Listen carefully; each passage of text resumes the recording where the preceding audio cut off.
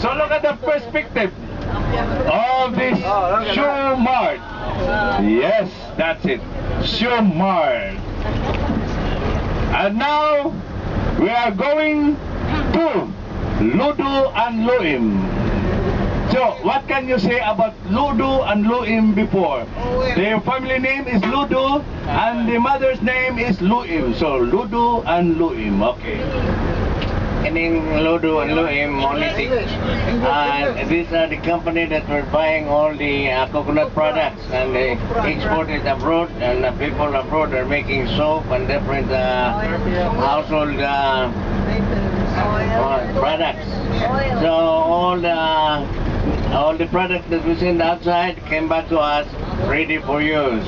That is why the Cebuanos remains to be poor, while the prices abroad, they are becoming richer. Thank you. Okay, thanks, journalist. You are very well conversant of the Ludo and Luim. So now this is more or less